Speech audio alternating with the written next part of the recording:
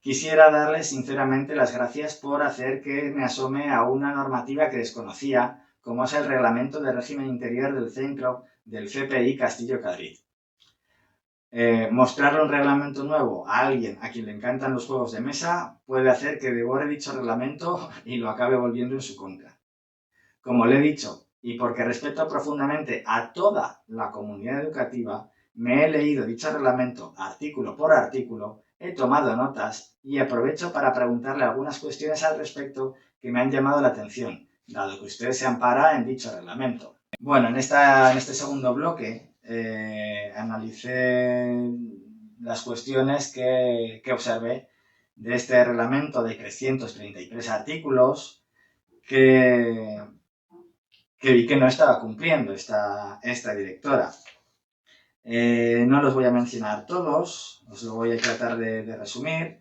Y bueno, este reglamento, pues una de las cosas que habla mucho es sobre el respeto, la dignidad y todas esas cuestiones. Y allí le aludo y le incido en que los niños de 2 y 3 años, a los que, porque en su momento, o sea, porque hay algunos que cada uno tiene su ritmo, algunos controlan mejor que otros sus esfínteres, tal como lo dice aquí,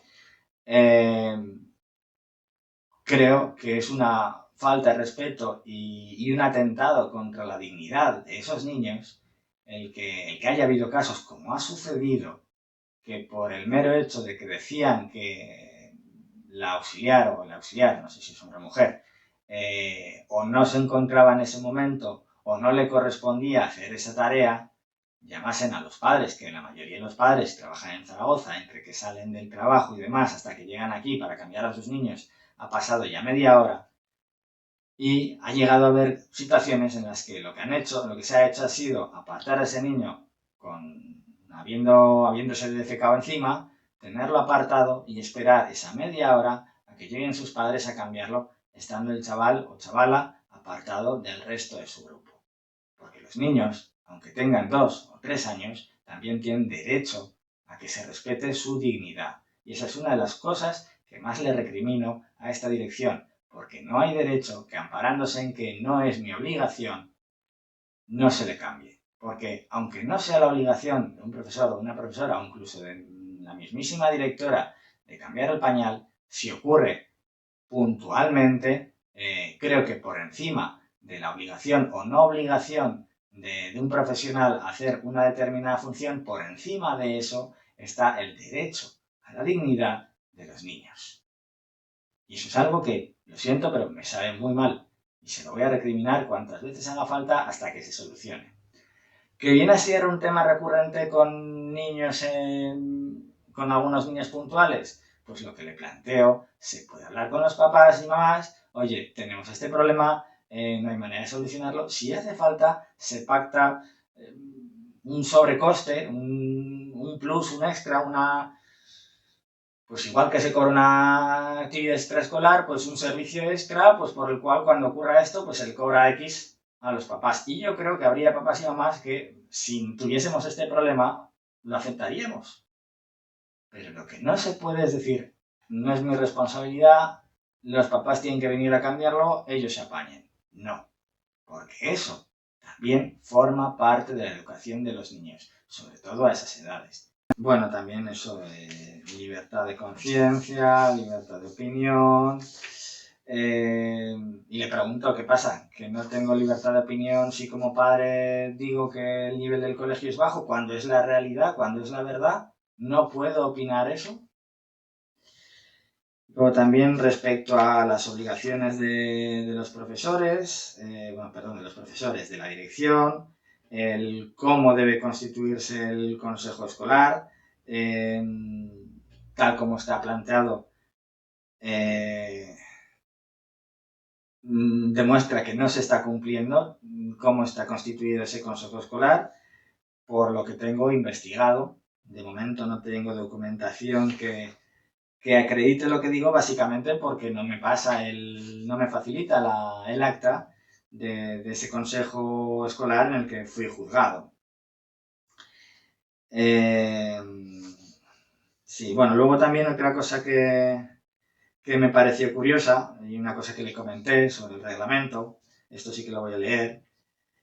Le digo, en 2013 llegó la LOMCE, en 2020 llegó la LOMLOE, y esta versión del reglamento del régimen interior del CEIP, que ahora es CPI, es decir, ahora es Colegio Público Integrado, porque tiene primaria y secundaria. Antes era CEIP, que es Colegio de Educación Infantil y Primaria, porque no había secundaria. Pues este reglamento todavía trata el colegio de CEIP, es decir, Centro Educativo Centro de Enseñanza Infantil y Primaria, o Colegio de Enseñanza Infantil y Primaria.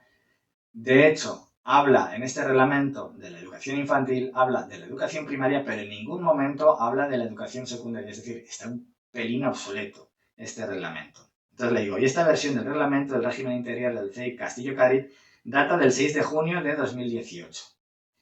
Ya ha llovido un poco, pero es que aparte, digo, además de que tal vez le toque ya una actualización a dicho reglamento interno, cuanto menos se podría haber acomodado esta versión a la legislación del momento, y según quien lo firma, parece que es otra de las competencias desatendidas por ustedes. Es decir, es un reglamento que firma ella, y en 2018, es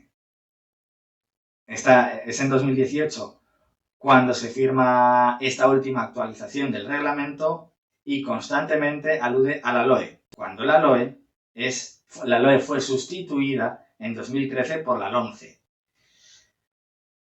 Hacer un reglamento y encima aplicar o remitir a legislación que lleva 5 años derogada, a ver, luego como no resulta evidente que todo esto es simplemente una plantilla que cada colegio acomoda a su situación, si es que se ve. Vale. Otra de las cuestiones que se mencionan, y es una de las que más destacaré, es que según el reglamento, la dirección del centro, del colegio, dura 4 años. Esta persona, y yo le he preguntado, porque no sé de ninguna ocasión en la que haya habido elecciones, hay gente que me comenta, porque he ido preguntando, que tiene a sus hijos en bachillerato, empezaron en educación infantil en este colegio, y entonces Inma todavía era directora de este colegio y no recuerda ninguna ocasión en la que se hayan celebrado elecciones a dirección. Por lo tanto, creo que ya es hora de que se hagan unas elecciones, ¿no? Es que le comento un montón de cosas que no se están cumpliendo. Os estoy comentando las más importantes, ¿no? Y luego, pues, todo el tema de cómo debe gestionarse la cuestión del acoso escolar, que no se hace, se esquiva, no se hace.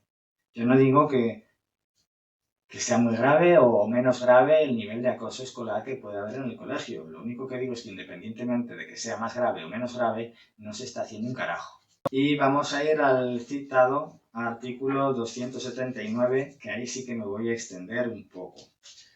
Me voy a extender un poco porque, bueno, es el artículo en el que se ampara para decirme que a lo mejor no puedo entrar en el centro. Bueno, os leo lo que dice el artículo 279. Los miembros de la comunidad educativa mantendrán el debido respeto y consideración a todas las personas sin discriminación de ninguna clase.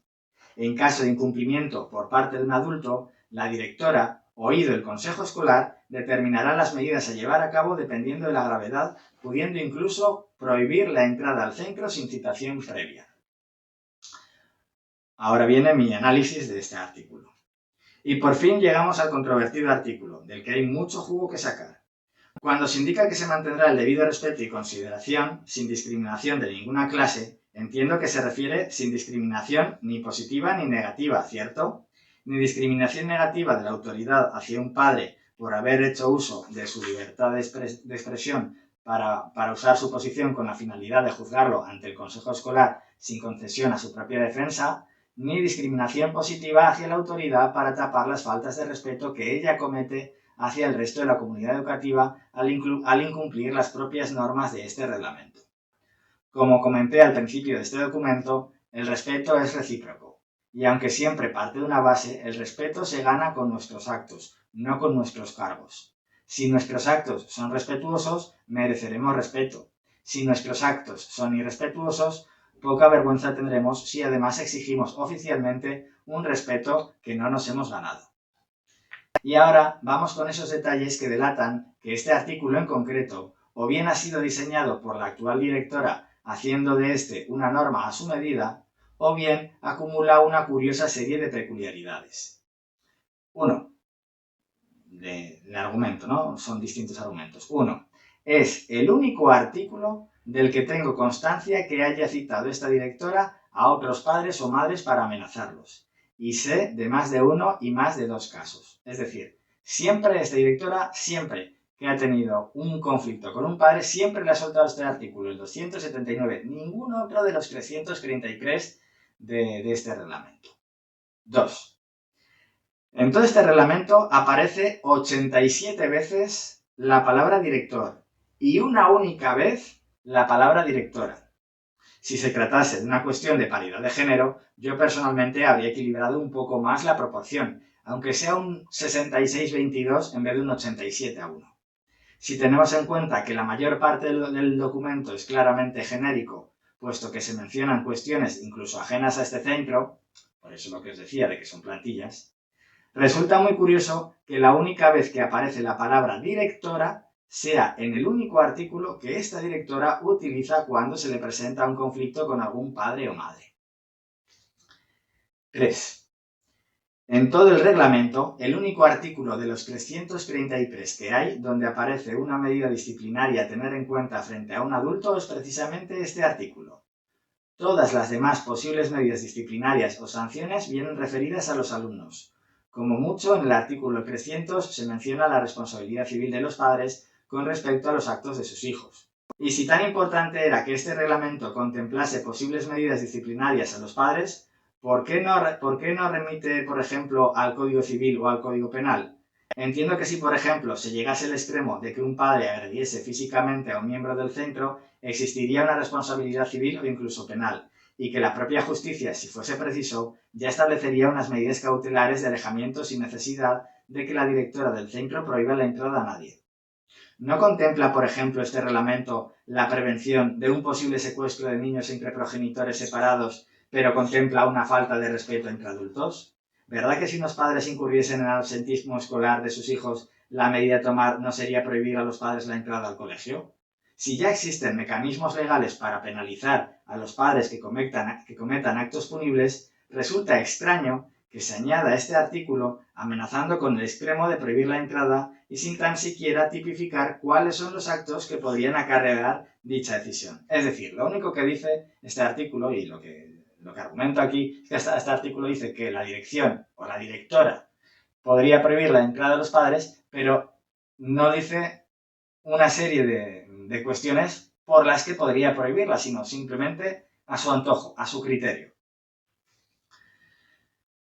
4. Las erratas del artículo 36, bueno, no voy a entrar a leeros todos los artículos, simplemente el que quiera se lo enseñaré. Las erratas del artículo 36 evidencian una modificación de una versión anterior en la que se añadieron modificaciones posteriores al reglamento original. Además, en el que se encuentra actualmente, el artículo habla de dos comisiones, la de comedor y la de convivencia. Normalmente